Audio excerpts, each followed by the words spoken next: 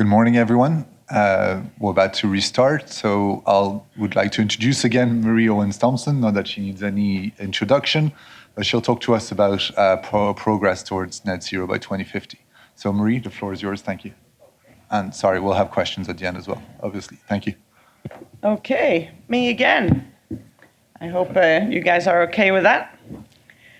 So lots of complicated issues here. I hope we manage to get through them all with clarity. And of course, if not, you will let me know. So there's a lot of content, as I just said, and these are the key takeaways. So just to give you a flavor of what's coming, yeah? Obviously, our most pressing issue is the lack of supply. Everything we need is in short supply. There is not a lack of money. There's lots of money in the world. It's just not going to the things that we need. And the main reason why that is not happening is because the things that we need are not generating the kind of returns that tend to attract enough investors. And as we have already briefly discussed, at least, the mandates are a problem and have caused perverse pricing behavior. And this is something that we would wish the regulators to correct and also to avoid doing again. Now, even in the fossil fuel market, we have big changes in the world with changing demand and consumption patterns and so on that are affecting the fossil fuel markets. And here too, we have some concerns that we might be actually short of supply at certain moments at certain airports. So we'll look briefly at that. And then, of course, how CORSIA and the associated credits that we were just seeing on the little clip here is also in dire short supply, and many states misunderstanding that there's sort of competition between the nationally determined contributions under the Paris Agreement and then the CORSIA credits that we need under ICAO, that these two actually can mutually reinforce each other. And if we manage to convince people of that, then maybe we would have more supply and it might all work out. So that's sort of where we're going with all of this, and off we go.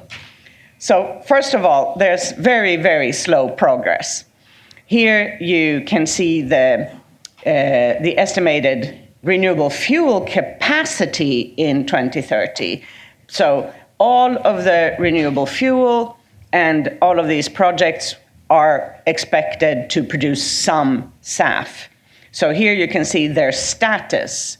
Yeah? Together they might generate then 55 million tons of capacity, and we can see that 29% of these are currently operating, and 12% are under construction, and a vast majority of 59% of this anticipated capacity has just been announced and nothing else has happened. Yeah? So I think already now we understand that there's too little progress on generating enough renewable fuel capacity. When we look at the same projects and what technology they use, then HEFA is obviously the dominant technology. This is the technology that uses used cooking oil. That's 84%. And then the other emerging technologies are obviously trailing way behind. So Karen asked the question, I think, earlier as to, what do we really think about meeting all of these targets? And when is it too late, and when do we have to do what in order to reach these targets? Well, I think this pie shows that clearly we are not putting enough emphasis on the emerging technologies at this stage. And if we don't do that at this stage, they will not be production ready in time. So we need absolutely everything at the same time, as much as possible of it, and right now. And if we then look at the SAF capacity, as opposed to the renewable fuel total capacity that we just looked at. Yeah, we think that maybe, if we really cross all our fingers and our legs and our arms and everything, we could maybe get 20 million tons globally, and the regional distribution could look like this. So money is very important, and how capital is allocated is very important, and that is what we shall have a brief look at now. So artificial intelligence, nobody really knows what kind of profit margins that's going to generate. Studies today show that they're basically, the MIT did a study of 300 artificial intelligence projects, and none of them had returned any money to anybody. Just saying. But that doesn't prevent people from believing, that this is going to make buckets of money. So they're all piling in with all their money into artificial intelligence investments to the height of 217 billion in 2025. 1 year, 1 year, 217 billion. And if we could have captured that money and used it for SAF production, we could have funded everything that we need out until 2036. So clearly, it's not a lack of money. It's just a question of the money not necessarily going to the right places. And one can wonder, to what extent this is really aligned with politically stated priorities. If governments say we are much more interested in boosting artificial intelligence than we are interested in decarbonizing aviation, then this makes perfect sense. So why does the money not come into these solutions that we need to decarbonize civil aviation? Well, it is a question of how much you think that you're going to make on the money that you invest. We would all do the same. Look at these lines. The blue line is oil. The normal energy sector stock market performance is the blue line. The red line is the clean energy sector performance. Now, if you were to take all your personal savings and put them somewhere, you have to agree, you would obviously put it in the fossil fuel sector, because who would want to just give your money away? So we can look on the right-hand side what the expected returns might be. So in AI, we don't really know, but we understand that it's a lot, given how much money is being plowed into that sector. In the oil sector, the profit margins are habitually somewhere around 20%. In the total renewable sector, it's about 10%, and in the SAF sector, it's about 5%, up to 5%, I would say.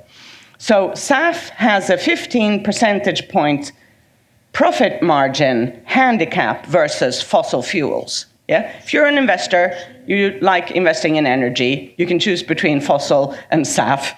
You're with me, You're catching my drift. We need some other kind of help to get the money to go into SAF, given the lower profit margins. So we also need to think more about the energy transition in general, and a lot less about each individual industry in this general energy transition. And we obviously are asking policymakers to do some more course correction when they see that things are not working out. So this is what Willie was talking about earlier. So the blue line here is the price of jet fuel. The red and the black lines are, so this is a little bit, bear with me, So what's happening is that because of the mandate in the EU and in the UK, the oil companies are charging more for jet fuel. So airlines are now paying a higher price for jet fuel. And then when we recalculate this in terms of the implied SAF price, the SAF that the airline is not going to see, but maybe, inadvertently pick up at some airport, then we get the red and the black lines. and the yellow line is the sort of market price of SAF. So what happens for the airline is that the airline is paying a higher price for jet fuel. It has no price transparency on the SAF component, if, you know, the hypothetical SAF component of the fuel they're buying. The airline may or may not get the documentation they need to be able to use this extra money against their obligations under whichever regime, yeah? And they also don't have any optionality. They can't themselves choose who do I want to buy my SAF from, yeah? So airlines are neutered in terms of their self-determination rights, and they just have to pay this money. And if we could have used that money and actually bought SAF for it, we could have bought 2.4 million tons more SAF. Yeah, so the result of all of this is like just higher price for jet, no certified real CO2 emissions reductions, and the removal of airlines' self-determination rights, which I regard as wholly anti-European. What happened with the four freedoms and how we run economies in Europe? Yeah, this is I'm flabbergasted. Anyway, so that's terrible, and it has also led to this situation, which is that there's just no production. Yeah, so between 24 and 25, it almost doubled. Yeah, and that was great. This is global SAF production. But then obviously between 25 and 26, unfortunately, we do not think that it's doubling again. So this is far from any kind of Moore's law behavior, yeah, where things just keep doubling all the time. That is not what we think. And am I missing? Oh, sorry. Oh, that's interesting. Well, so I have an invisible. Oh, there it's visible. That's good. On what I'm looking at, it's not there. So I'm really happy it's here, and it shows, you know, the total amount of jet fuel consumption in 2026 that we anticipate, and then the little sliver of supply of SAF that we expect to be available globally. So still less than 1 percentage point of SAF in the market.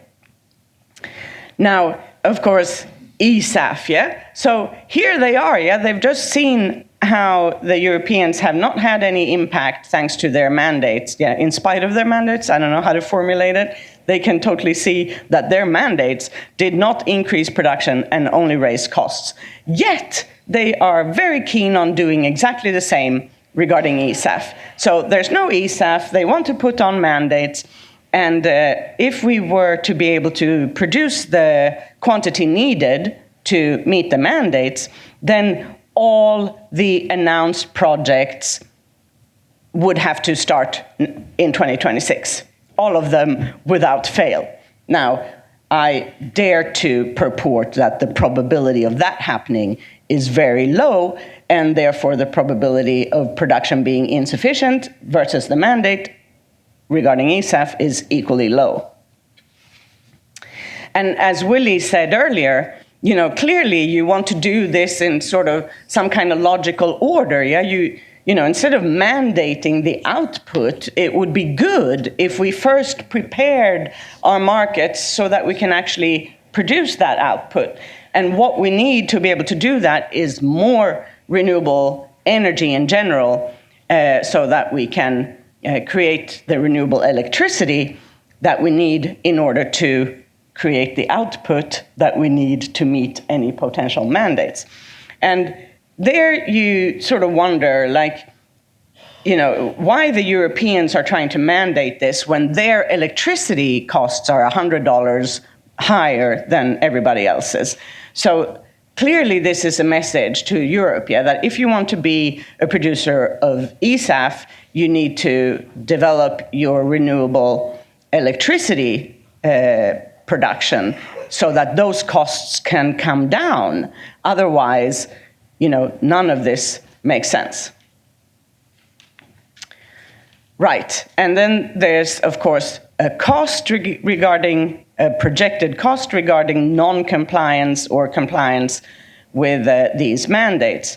So in the dark bars, you see the cost of compliance, meaning obviously the extra money that you're going to have to spend in order to consume the eSAF. And then the shaded bars are what you could hypothetically have to pay if you fail to comply. So this is, again, another area where it just looks like the whole purpose with all of this is just to increase costs, yeah, in an environment where the supply is insufficient and compliance is impossible. And nobody seemingly has really made a big effort to analyze if these policies are, even efficient if we actually, even if we manage to comply, right? So the increase in fuel costs would be between 4 and 9%, but the emissions reduction is 0.4 to 0.8%. So I don't know how anybody can think that that's a good trade-off. It obviously points to very weakly cost-efficient policies. Yeah, it's outrageous to pay such a high price for such a small reduction in CO2 emissions. So then we also have to think about, global refining capacity and all the permutations in the demand patterns that affect global refining capacity. We also have to think about how we get the SAF to the airports. And this is a really potentially very significant sticking point, yeah, because the infrastructure around the airports can be owned by a small group of people who could arguably say, not your SAF in my airport. Yeah, so we're not really sure that even if we had the SAF, it can actually arrive at the airport. So we have to think about the access to airport fuel infrastructure. And again, we come to the conclusion that mostly these things really work best together. It's not this or that, it's if we can do all of these things together and if we can collaborate and so on, everybody together is clearly the best way to go instead of sort of pitching people and solutions against each other. So now this is just normal jet fuel markets. The blue line is the price of Brent. The red line is the price of fossil-based jet fuel. And the yellow bars are the difference between the two, which is what we call the crack spread. So here you have a pretty strong pointer to a structural change having occurred, right? Up until sort of 2020, the crack spread was somewhere around $18 a barrel. And then we had, the crazy COVID years. And then, another crazy period around 23 where the difference was actually $60 a barrel more for jet than for Brent. And now we're currently somewhere in, close to $30. So clearly about $10 higher on average than the pre-COVID period, put it that way. And that suggests some kind of structural change, that there's something going on at the refinery that makes jet fuel more expensive and that prevents airlines from benefiting from the full drop in the price of Brent. And why is that? Well, it's because lots of things happen at the refinery. So a refinery buys a barrel of oil, and then there's no way that that barrel of oil can produce only one product, because we have Pretty with us in the back if we need an explanation regarding the molecules. I'm going to not talk about molecules, but the max capacity that you can allocate that barrel of oil to jet fuel in any refinery is between 5 and 25%. Correct? Yeah, she's not nodding, but I think she agrees. And then the variability depends on what kind of oil you're buying and your configuration at the refinery. Yeah, so there's no way that we can succeed with an industrial approach to this, because there's no way that you can produce 100% even biojet right? So we have to produce all of these other things as well, and that means that all of these products compete with each other for production capacity at the refinery. And the profit maximization, clearly depends on what happens to the bigger outputs more than it depends on us. So we're always the least powerful, being one of the smallest components in the output of the refinery. We matter the least, and the refinery will optimize in favor of the others before they get to optimizing in favor of us. And again, we're only, about 9% of total output. So clearly just a price taker in this universe. So now we're wondering, how's this going to evolve in the future? And these are not our forecasts. This is S&P Global Commodity Insights, who imagine this decline in the demand for the other products coming out of the refinery. So now we understand that, let's say that this happens, and those other products are no longer demanded, well then obviously we are too small to ensure the profitability of the refinery. So we face a threat of having limited access to fossil-based jet fuel in the future, given the whole transition that's happening in global energy markets. And now, obviously, if we could have more SAF, that would help, and we could complement the potentially limited supply of jet with an increased supply of SAF, and that would be fantastic. But instead, there's a tendency to close refineries, certainly in Europe and the US. New refineries are being built in the East. And what does that mean? More shipping, So now we're going to import jet fuel and other fuels into Europe and into the US, and hope that that distribution is going to happen seamlessly so that everybody gets what they want when they want it. I predict complications. And now CORSIA, which is, of course, also what we need in order to arrive at net zero, We burn fuel, so we will always emit something, even if we had access to 100% SAF. And for that, we need CORSIA, so that we can contribute to offset the emissions of others. And the atmosphere is obviously equally grateful. The atmosphere doesn't care where the CO2 emissions reductions come from, so CORSIA is great. And the problem, though, is that we're not getting the supply that we need. So we expect around 200 million units to be needed by the end of next year. And we estimate current supply at around 16 million units. So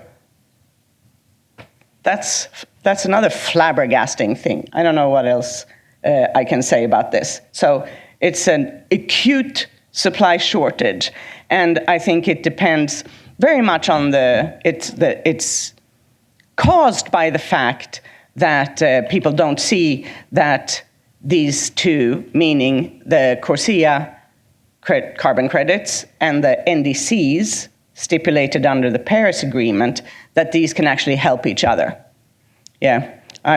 I do understand and sympathize with those who are yawning. We're almost at the end of this, and bear with me. And of course, I sympathize with jet lags and all of those things.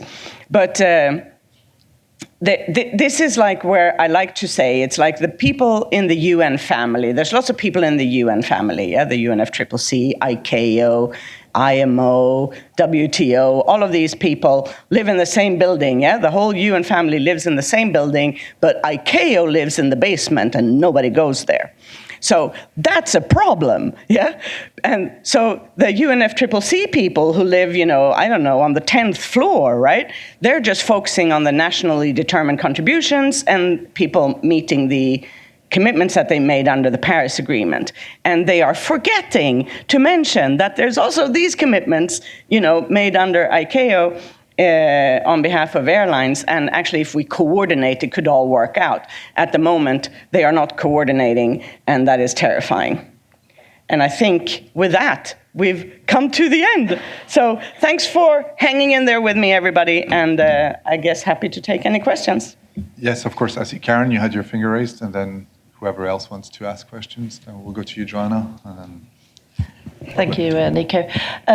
Murray, thank you. Karen Walker, Air Transport World. When you are looking at some of the going forward and the reduction of interest, better way of putting it, for refineries and SAF, how significant is the changing political situation around the world? Obviously America, but it's not just America, in terms of, overall environment. I mean, it just seems to me like, where I am in the States, airlines have almost wanted to stop talking about their environmental initiatives because they don't want their head over the parapet. They want to talk air traffic control, modernization, but not that. And then out of that, because of what you said about Europe and the Americas, do you see regions like Asia and Latin America having a greater path forward on sustainability? Yeah, absolutely. So for sure, the interest is diminishing. So there is like some kind of recession in sustainability. I think we can totally say that. But all is not lost. It just means at this stage that progress is going to be even slower than what we already expected to be slow progress, and the production will shift. Yeah. So there's whatever production there is today is totally dominated by the Americans.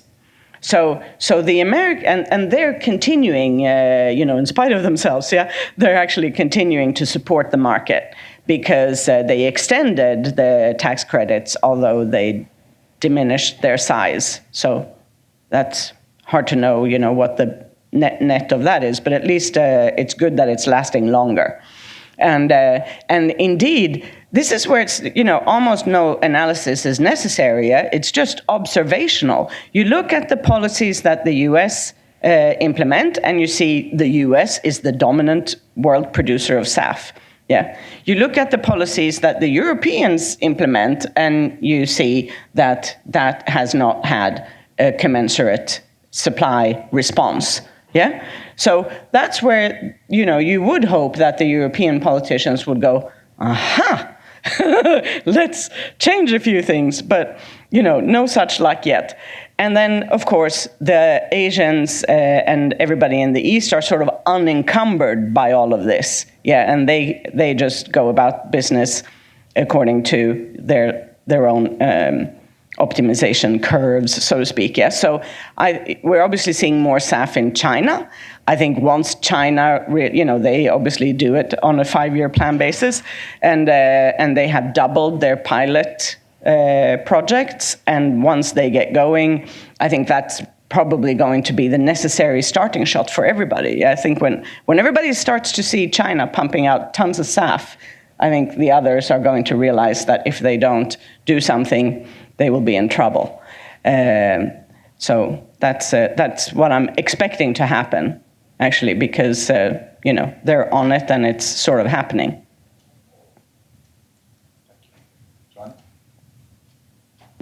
Hi, I'm Joanna Pluchinska from Reuters. I wanted to ask about used cooking oil fraud, because as we saw, HEFA is still the primary form of making SAF, and it will likely be if we don't have the new technologies coming in. You just talked about China. It's one of the countries that has the most allegations of used cooking oil fraud. So what does that mean for actually ensuring that sustainable jet fuel is sustainable? And what does the industry need to do to kind of crack down on that? Yeah, I mean, so first of all, all the qualifications sort of and the specifications of what needs to be met for sustainability criteria, we just take that from ICAO and IATA doesn't question that further. Yeah, so as long as it corresponds to ICAO stipulated standards, we're happy. Now, if somebody says that they do, but in actual fact they don't, well, then we obviously need systems for catching the villains. Yeah, and I don't have any specific insights as to how you actually achieve that. Yeah, but it's the same for any industry, drug industries, and everybody. And so, there could be SAF fraud, there could be, carbon credit issues, there could be all kinds of issues, right? And of course, the world needs to try to minimize those. But what surprises me sometimes is that people say, look, we have, a handful of cases of problems in this area. Let's not do any more SAF, or let's not do any more carbon credits. I mean, that's crazy. Everybody in the universe has a tax system. There's no tax system in the universe that doesn't suffer fraud. Yet, nobody says, let's scrap all the tax systems. Yeah? So somehow, this all depends on, of course, quality of institutions and level of education and lack of corruption, and obviously benefits, again, the rich countries more than the poor countries, and the usual problems, yeah? But the fact that we have those problems doesn't mean that we shouldn't keep doing it and trying to improve it. Yeah, that's my heartfelt sentiment on that question.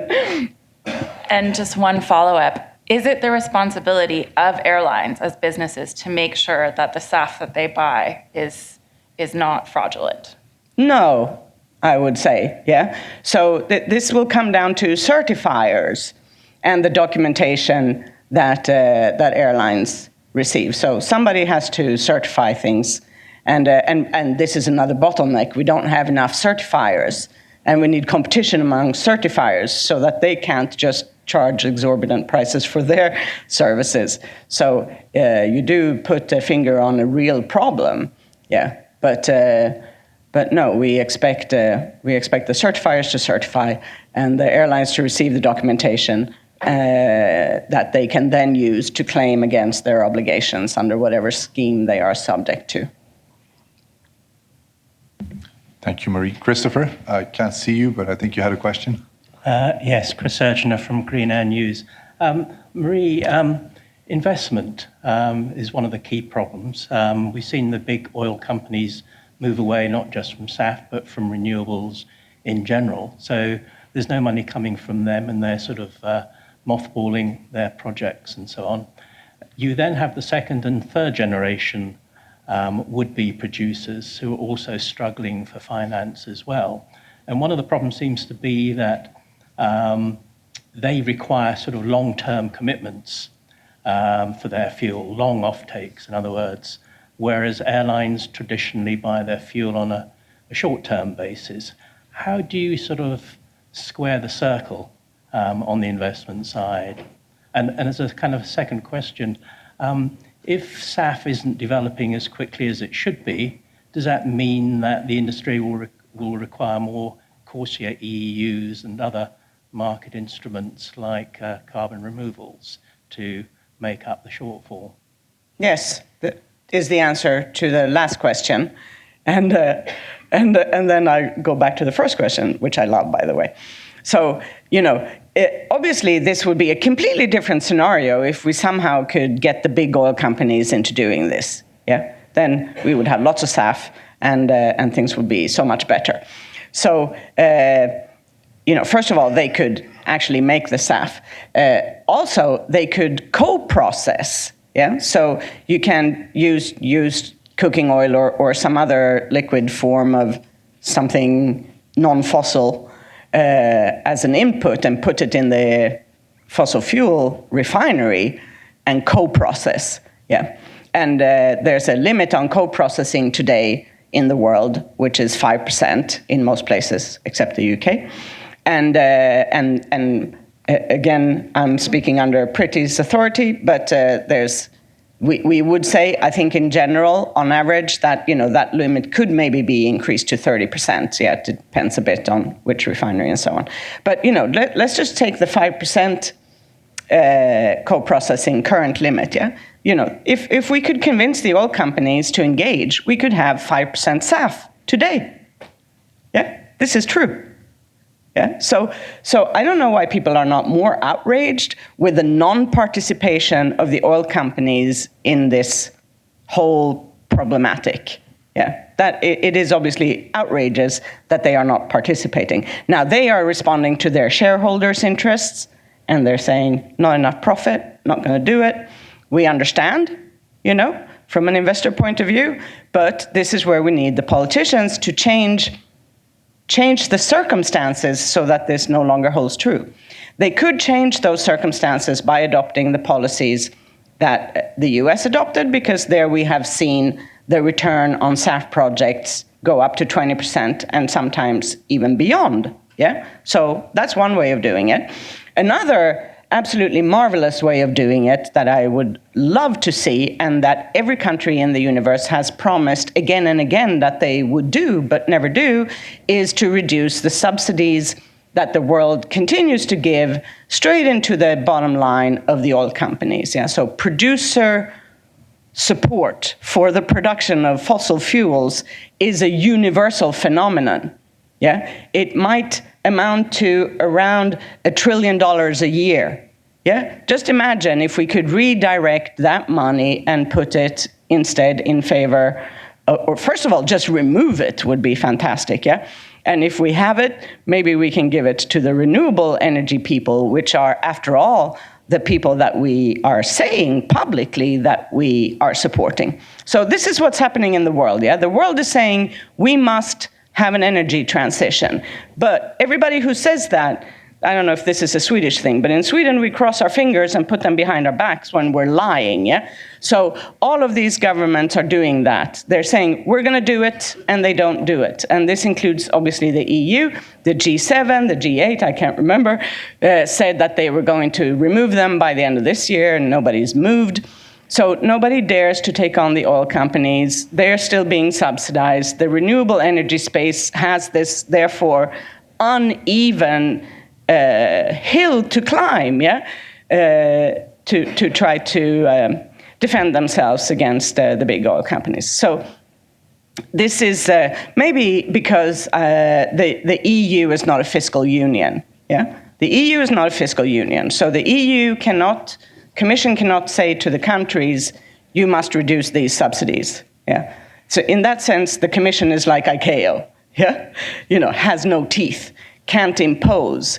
And since the Commission doesn't have any taxing powers, they resort to whatever powers they have, and they want to be re-elected, and they want to be seen to do something, so they do mandates and all kinds of things that are obviously not really giving the results that they ostensibly are trying to achieve. And then, indeed, the long-term commitments of airlines, yeah? So you're now I'm switching from the big oil producers to the small energy producers that want to make SAF. Yeah, they need money from the banks. Yeah. So how do they get money from the banks? Well, only if they can show the bank that they have customers who will pay. So now we want guarantees from the airlines that they're going to buy the SAF. But guarantees from airlines are not really super useful because airlines are so poor. And we don't really know if they will be in business in 10 years' time, yeah? So they need help giving these guarantees. The producers need help getting the guarantees. Then the airlines need guarantees because they will want to guarantee that they're actually going to get the product. And then the producer wants guarantees because they actually need the feedstock that goes into this. So this is a big and nebulous area where we are trying to collaborate with people and think about this and see how we can potentially help that situation. Thank you. We'll go there, and then we'll go in there. Yeah, hi, Kurt again from Air Transport World. And some interviews I do with airline CEOs from Africa. Some tell me, SAF is nice to have, but I have to look around to get kerosene, which is working, not getting fake kerosene. That's right. So they're sometimes very far away from this topic, and they also say, listen, I have not the money, and we have a lot of different other problems. So how you would see to airlines to Africa or kind of these regions related to this topic? This looks for me very difficult for the next few years. Yes. Exactly. So we have that problem as well, as we sort of touched upon in the presentation, yeah? That we're obviously all very focused on renewable fuels and SAF, but we also have fossil fuel problems. And we have a team under the direction of Hemant, who sits in the back, who on a daily basis engages with airlines and fuel producers to try to make sure that we can improve things and catch problems, preferably early. And if the problem emerges, we try to help if we can, and alleviate these all kinds of various problems, including shortage of supply. And Africa is particularly affected because there are few refineries, and the distribution system is not fantastic, and I would also add to that, a certain amount of corruption that comes on top, and so on. So African airlines tend to pay 20% more than the rest of the industry on average for their fuel, which is obviously outrageous. If anything, you would wish that they would pay 20% less. I think everybody would be happy, even in the rich countries, if that were the case. But it's not only the fuel that is causing the low profitability of the region. It's also the fragmentation of the policy situation. So we sort of have the Middle East, as Willie was saying. The world's best operating environment for airlines is in the Middle East. Harmonized policies, great coordination between all the actors, and so on. And the worst operating environment is in Africa, where it's the complete opposite. Where everything is fragmented, no two rules are the same, and therefore it's very complicated for the African airlines to achieve any kind of economy of scale. And Africa is stuck at 2% of global traffic. That's outrageous. 2% of global traffic, the whole African continent, and it hasn't moved in years. So these are I think, a perfect, scary illustration of what could happen. Because we're living in a world where multilateralism is on the wane, and nobody really thinks that that's important anymore, and everybody just wants to do me first policies. If you do me first policies, you get Africa. Because we're a network industry, a global industry, where you do this me first thing here, and then it goes all around the globe, and it comes back and it bites you and you're behind. So that's what happens with me first policies in our industry, and people should look at Africa. They could also look at the WTO and see what happened to the WTO. In spite of 80 years of wealth creation from trade liberalization, people have decided, doesn't matter, I don't need that, I'll just do my own thing. This could happen to ICAO. What do we do if that happens? These are terrifying prospects, and I don't mean to be, sort of the bearer of bad news. I hope it's not going to happen, but I think that we all need to understand that it's possible if we don't fight it. It has to be fought every day, everywhere. Thank you, Marie. We'll take one last question, and then we're out of time. Tomasz Niedziewski, Orient Aviation. How would you comment on Singapore decision to introduce the SAF levy starting April next year? Do you think it's positive outcome? Yes.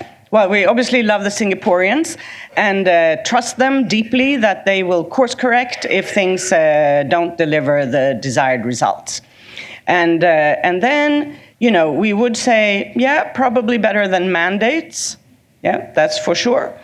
But also has some, there's a lot of exceptionalism that has to happen in our minds for us to love their solution.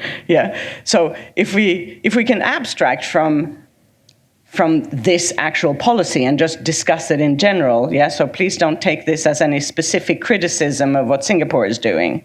But let's just note that there's now a monopoly buyer, I'm definitely in the free market economist camp of, my perception of how the global economy should work. So we don't necessarily appreciate monopoly buyers. And also you have again removed the possibility from the airlines for the airlines to negotiate their own fuel purchases on their own terms. So this is a form of neutering or indeed depriving them of this self-determination right that I would normally defend. Yeah, and then there are more things that one could discuss here, but. In a world where clearly nobody's doing anything and the SAF is not happening, I think we owe it to them to defend them and help them if we can, and see if this can actually work, in spite of sort of the departures from the optimal SAF market scenario. So that's, I think, where we're applauding the initiative and counting on course correction if that turns out to be needed.